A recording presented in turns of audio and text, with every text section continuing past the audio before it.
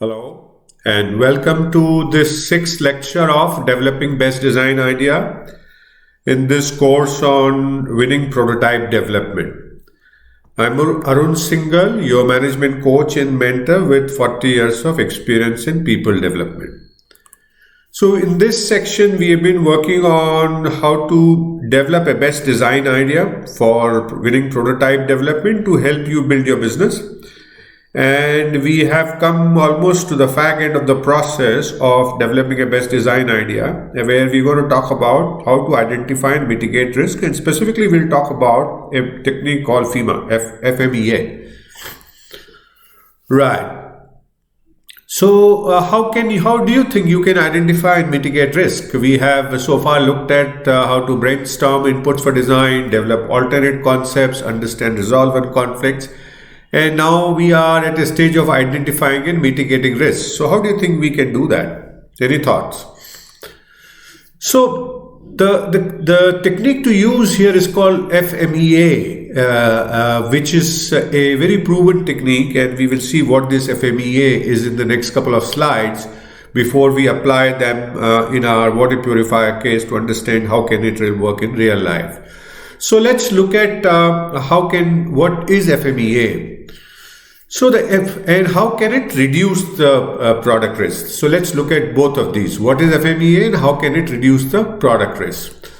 So FMEA is a structural approach to identify the ways any failures can occur, any possible failures can occur, estimate the risk of the failures, and identify ways to mitigate this risk. So three things, right? Identify the ways the possible failures can occur, estimate what is the risk of failure, and identify ways to mitigate these risks. It was originally used in aerospace industries in 60s, where even now the product reliability is of utmost importance, right? And seeing the benefits that FMEA brought to aerospace industry, automotive and other industries started using that. And I've seen this technique being used even in Johnson & Johnson on baby products and other products also. So how do we do FMEA? It's a little longish process, as you see on your screen. We start with identifying the possible failure modes. Then we determine the effect of each failure mode, rate the severity of effect, how serious or the severe is the impact if that failure was to happen. Then we identify the potential causes of each failure mode and rate the occurrence of these causes. How frequently are these causes likely to occur? Then we list current controls on each cause and rate the detection of the causes. How easily or how difficult it is to detect the cause of this failure happening. And then we calculate a risk priority number using the formula severity into occurrence into detection, and this is what is called an RPN. Risk priority number. So we have then, by this time, we have a prioritized rank order of the possible failures and the risk probabilities. Once we have the RPN numbers, we sort the failure modes based on the highest ranking RPN number and start developing action plans, improvement action plans. And then we pursue the action plans, rate the revised severity, occurrence and detection, and recalculate the RPN occurrence and observe the improvement. So that's the entire process, and this process could be a continuous process till the time you reach your target level of improvements or target level of risk that you can tolerate, right? So let's look at some of the guidelines in more details. Both the three parameters that go into calculating RPN, the severity, occurrence and detection, are rated on a scale of 1 to 10, when 1 being not severe and 10 being extremely severe. Similarly for occurrence, 1 being not likely, 10 being highly likely to occur. And even detection, 1 is likely to detect and 10 is highly unlikely to detect. So higher the number, more difficult, more likely it is to occur, and more difficult is to detect it, right?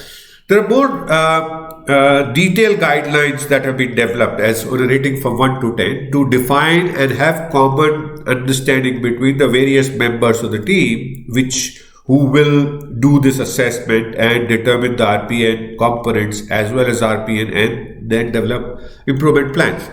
So you have on your screen, I'm not going to read it out, a detailed scale from 10 to 1, where 1 is no effect, 10 is endanger lives or major non-compliance. Failures occurs without warning, where 9 is failure occurs with warning, right? So like this, there are definitions of each of the ratings of the severity.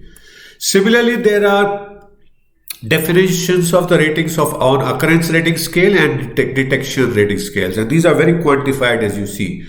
10 is that it's going to happen 100%, 9 is it's going to have 1 in 2, and 1 is 1 in 300,000.